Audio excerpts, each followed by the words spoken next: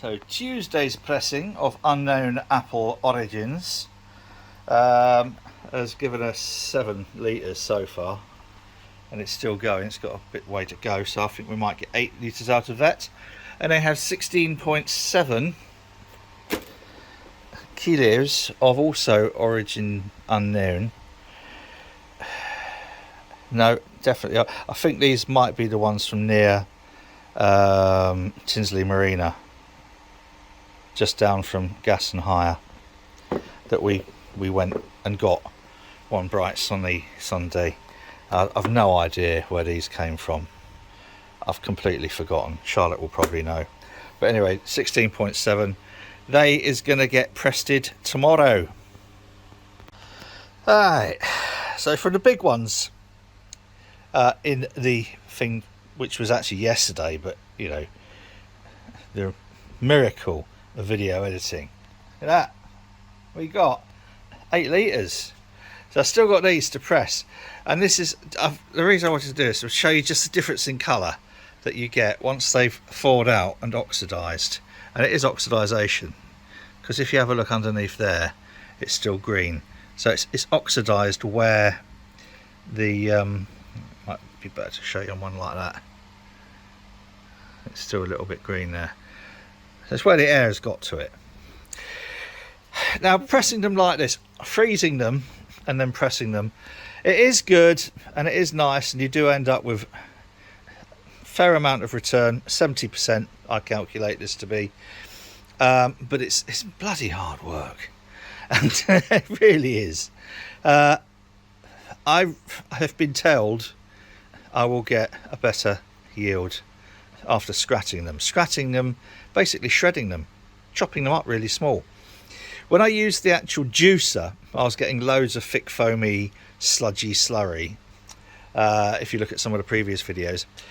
So the way to do it is going to be to scrat it. There are various different scratters. There's this, which most people will have seen, and then there's this idea from a book. That's this book, which you need to buy. Believe me, I'll put a link below. If you click it, I'll probably get a penny or two if you buy it. I'm going for a slightly different idea.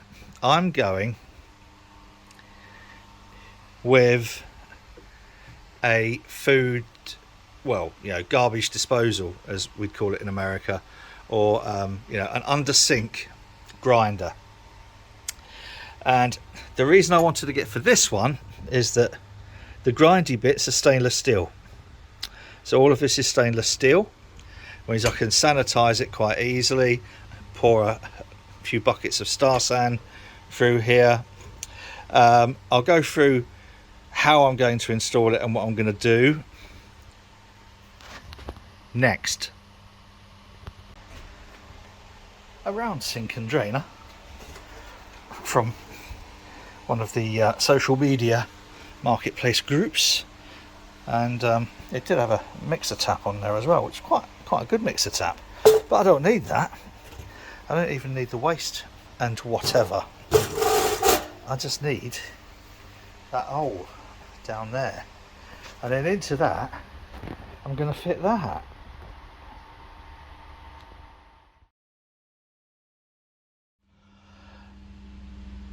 These are some of the apples we went and picked, end of season apples. I don't think there will be any more, from Flo and Yaz yesterday. Now the idea is to test the new Scratter, what I is building,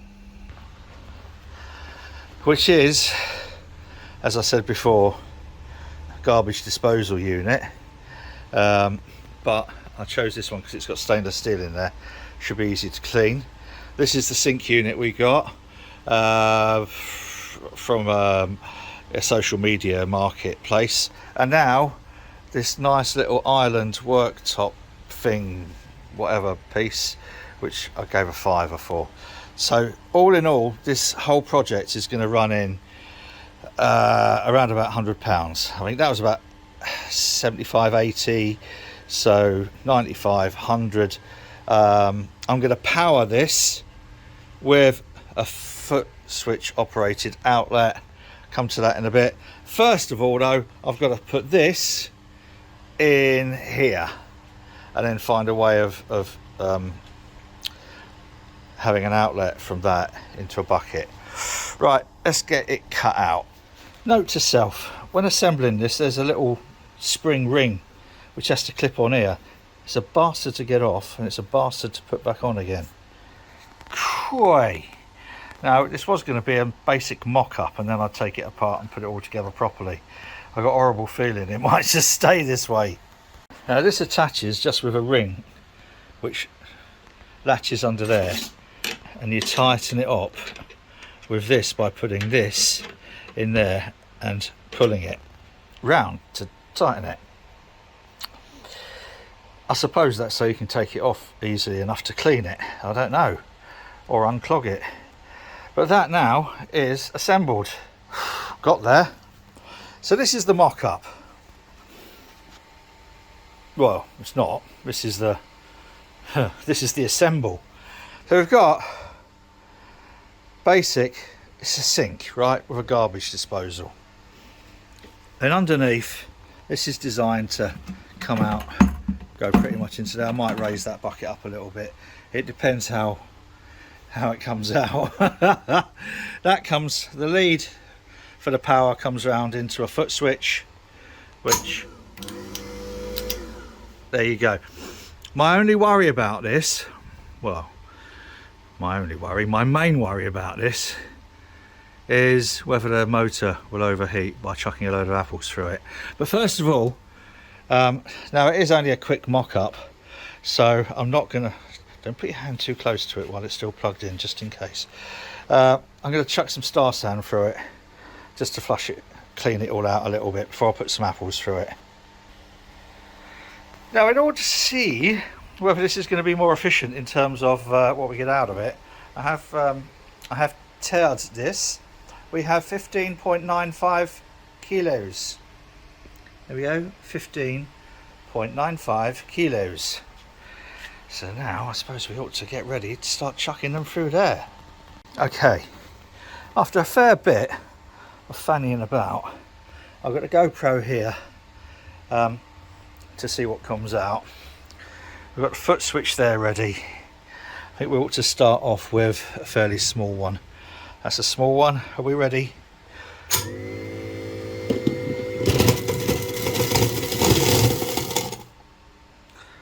Sorry.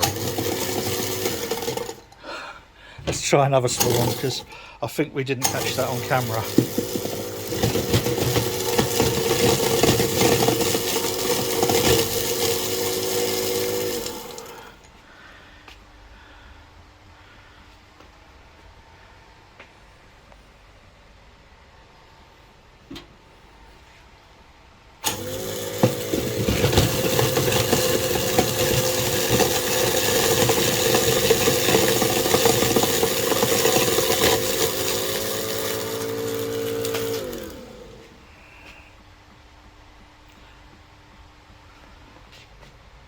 Okay, there's a little rubber thing that goes in there to stop all that coming back out. Let's see if that makes any difference. We have our rubber gland. Let's see what happens.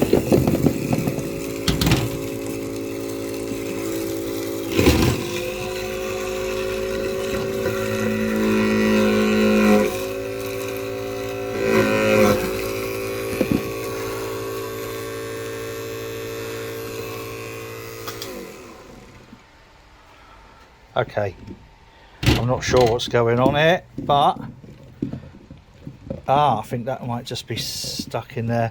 I need a prodder. I'm going to go and get a prodder.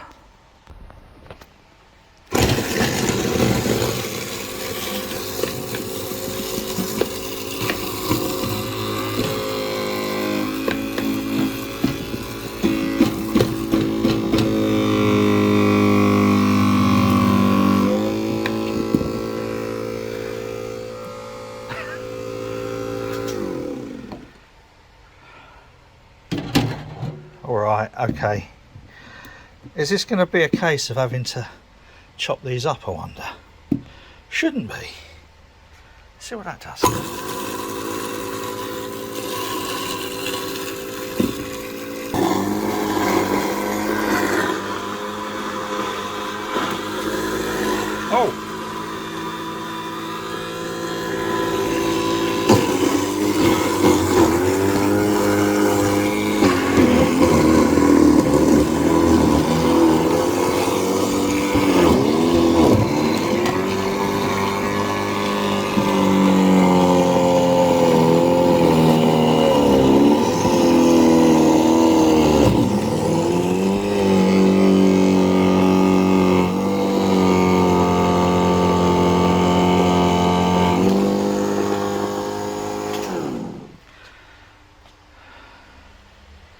I might need to rethink this a little bit.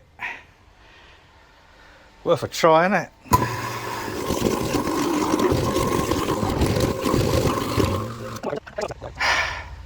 Well, chopping them up into quarters seems to make a bit of a difference.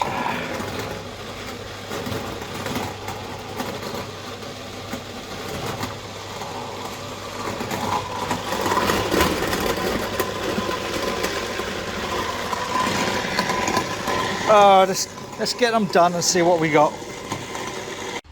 So chopping them into bits, it's a bit noisy, so I'm not going to film this while I'm doing it because it's too noisy. Chopping them into bits, letting them go through fairly slowly. I know it's got a thermal cutout because it cut out. I had to wait for it to reset. It's also got a reset button on the back. This is the last of it now. This is the last of the batch. I'm going to run that through and then we're going to chuck that through the press. Well, it works. First impressions are it's a bit messy, and this is just what's drained out without any pressing. So we've got about 4.5 litres, and it's not really as clear. I mean, that's not too bad, but that's certainly not massively clear. With freezing them, 16 kilos would be pretty much up to the top. This is almost halfway down. So what I'm going to do now is fold all this up and start pressing and see where we end up. Just to give you an idea, this is so much easier to press compared to the little stream I was getting with the whole apples. This is a lot easier on fingers. I have to stop filming now because I've got to swap these jugs over. Sometime later we need to talk about yield. This has got a little way to go yet, but not an awful lot, and we've got 10 litres. In order to match, not to exceed, just to match the freezing technique, we would need at least 11.1 litres. So now I think we're going to be at the stage of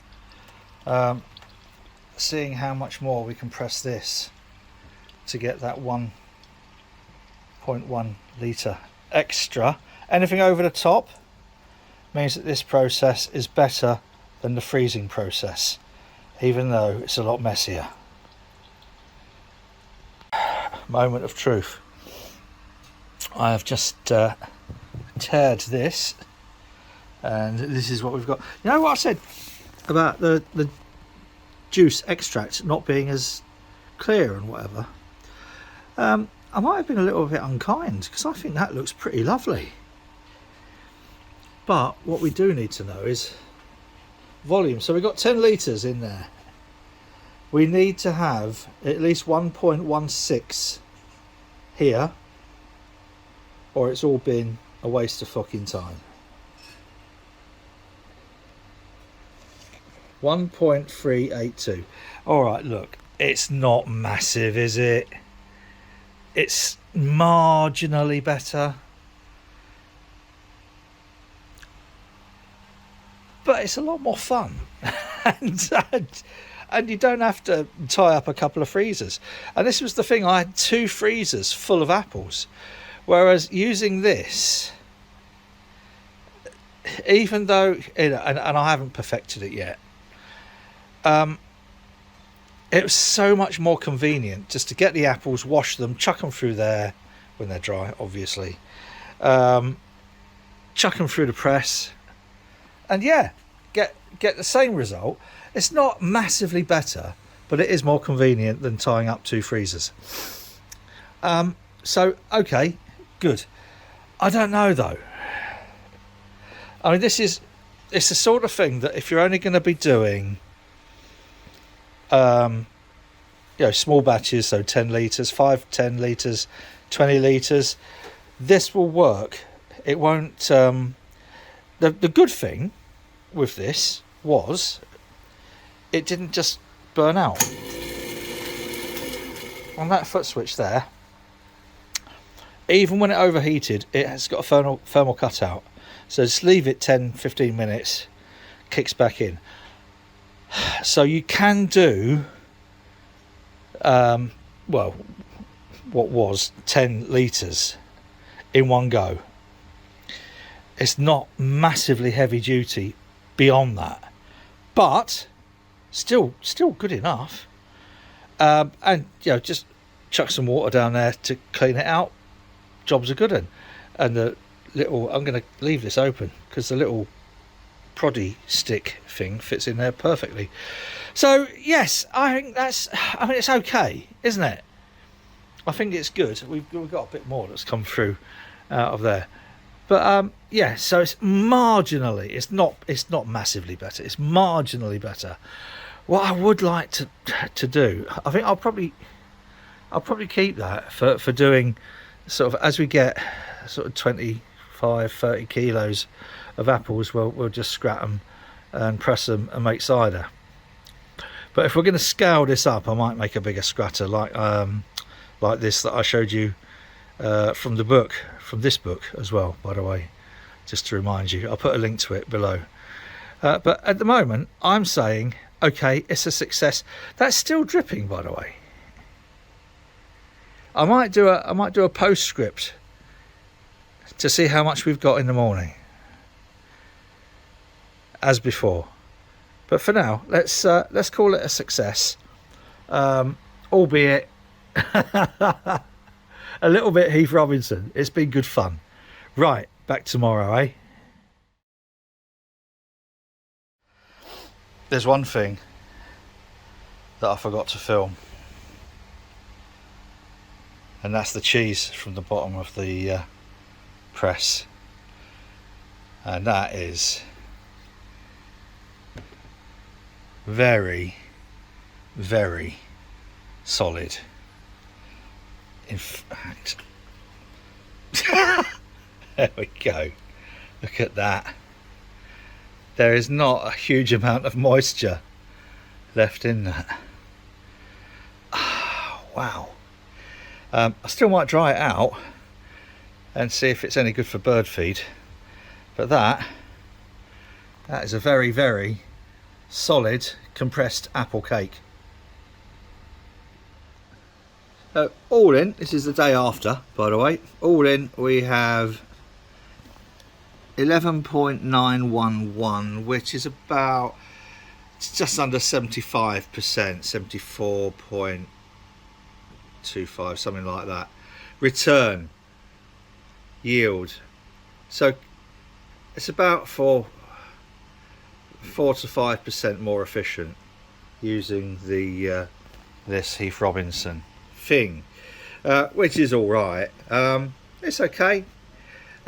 My only concern is going to be the volume. I mean, I think this is going to be brilliant for yeah, up to about 10 to 20 litres. But if I'm going to be doing 160 kilos or more, then I think we might need to go for the Scratter as in here. Anyway, that's it. If this has been helpful, useful, interesting or humorous or otherwise, please feel free to give it a thumbs up. If you haven't already done so, a subscription to the channel will be truly lovely. Thanks ever so much for watching. Whatever you're doing, do it safely. Cheers.